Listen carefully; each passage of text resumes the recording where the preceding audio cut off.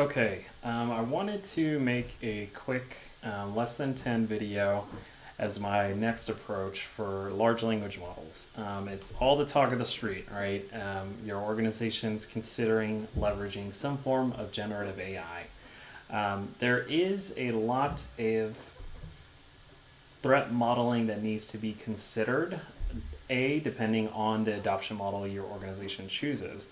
But B, as a security practitioner, this will introduce another vector to the tool set that we are particularly familiar with, but have to adjust depending on your background, right?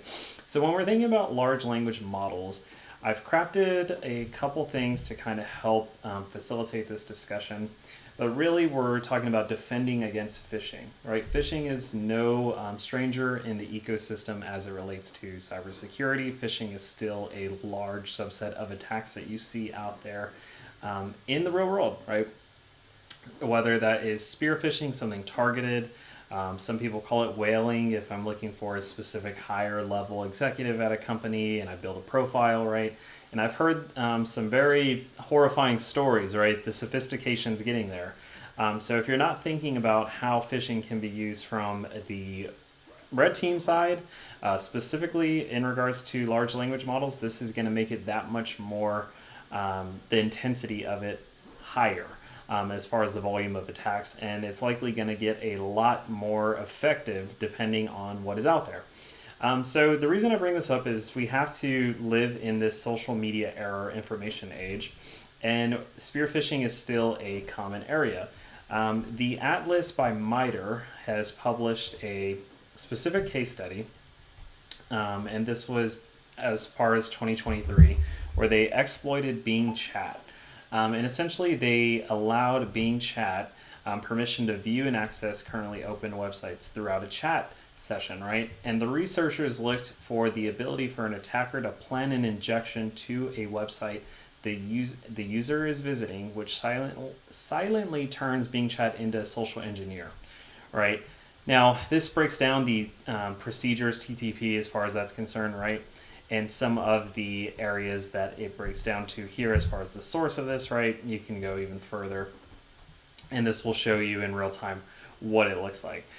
So I won't go into that video. I will link this in the chat though, where I'm getting all this information, but also some of the things that you have to be considerate about when we're talking about your users, right? It's likely if your organization's going to use a Google Gemini, right?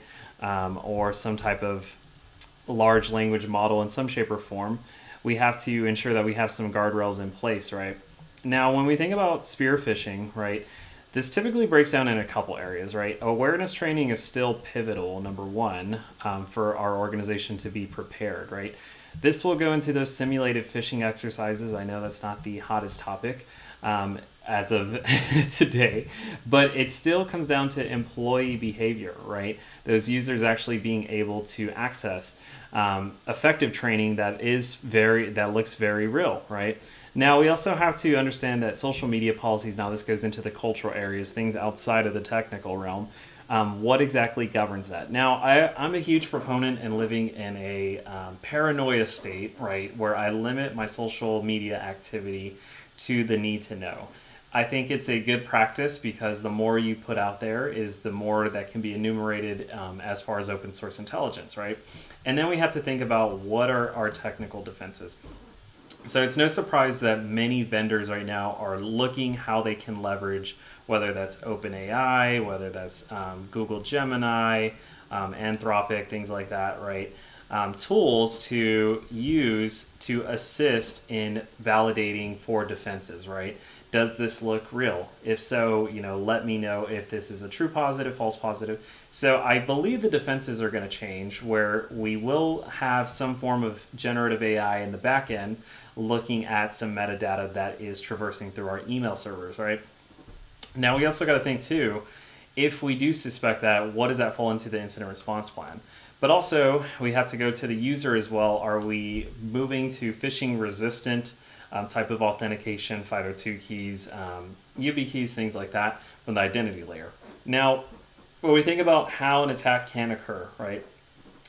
if we were trying to craft a spear phishing campaign in the ways that you can use and abuse these type of technologies, most of the time, this is going to start with identifying your target through social media, right? What is your presence on LinkedIn, Instagram, Meta, things like that?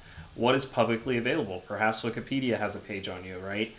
Does this user have a public presence? And the reason I say this is we live in a very connected state now where a lot of information is out there. Now, how users interpret this information they want to share will depend on A, the user themselves, but B, what are essentially the guardrails we can think of. We want to understand if there is an attack, right? It's likely going to look like a very sophisticated, credible website, right? The delivery itself could be sent through social media directly, right? This happens quite a lot that you'd be surprised. You want to think about your defenses as what are the two things an organization does every day, right? They open their doors, they check their emails, they have some type of communication method. This is still the pathway into an organization's communication system, right? Typically through email. The second way that we open up voluntarily, but it could be for marketing purposes, whatever the case may be, will be social media, right? Perhaps we have a social media website for our marketing department, XYZ, right? And they fall victim to this. So that's the other vector you want to think about, that these could be used. Now, again, this will highly depend if the victim interacts with the message, right? And then how that delivery mechanism plays out as far as how the payload is distributed and how it takes over the system, right? Now, the key objective, I always say, is these are not siloed attacks, right? In reality, generative AI will make those script kiddies a lot more efficient because it's really going to depend on how legitimate the form of phishing occurs, right? Whether that's in an email format or in this case through a indirect prompt injection, right? So we want to be aware of what are we allowing our large language model to access, right? Underlying. Now, again, this will depend on the models that we adopt, right? So if you're using a ChatGPT Enterprise, right, for an organization, that could be a lot different on the controls that they allow you to use as opposed to like a Google Gemini or whatever the case may be. Now, you want to think about what is the exact threat, but B, what are the ways that we can identify in real time and pinpoint areas. So I always have this conversation about sanity checks, right? Nothing's really changing in the perspective of what is out there. It's just becoming more efficient as far as the threats that are apparent, right? So it's almost this war of AIs, if you will. And in the large scale of things, this is going to commonly occur. Now, I would highly recommend further reading on the best ways you can have mitigations. This Atlas site specifically from MITRE breaks down all the attacks that we spoke about before, but also the mitigations. And I'm going to make follow-up videos. I'm likely going to make a course that's very thorough in this and talking about how we would actually implement this modeling, take the modeling and actually show how we would implement this in our own models, right? So we can see here we already have documented mitigations with an enumerated ID.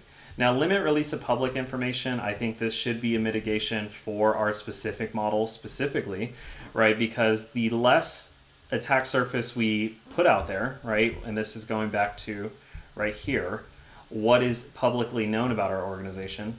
We want to think about if it's known, how can it be used against us? And you want to think as a threat actor because this is what they're using against you and your organization writ large.